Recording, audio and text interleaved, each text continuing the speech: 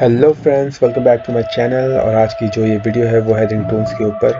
तो आप में से काफ़ी लोग हर रोज़ हर दिन एक नई नई रिंगटोन ढूंढते रहते हैं। कोई यूनिक, कोई बॉलीवुड सॉन्ग, कोई रॉक, कोई हिप हॉप।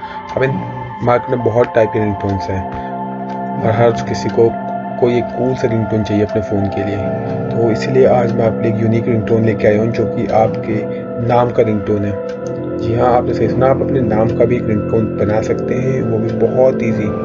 तो चलिए आज देखते हैं कैसे करेंगे हम ये। तो आपको जाना है, क्रोम खोलना है, उस पर टाइप करना है prokerala.com। उसके बाद आपको यहाँ पे मेन्यू में जाना है और फिर रिंगटोन्स पे जाना है।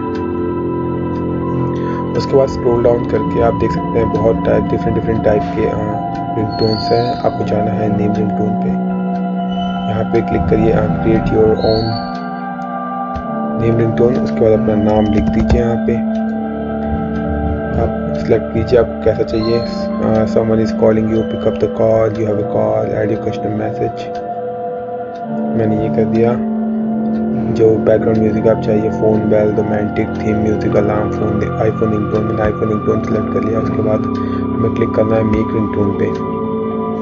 इसे करने के बाद ये देख सकते हैं आपकी MP3 फाइल रेडी हो गई है।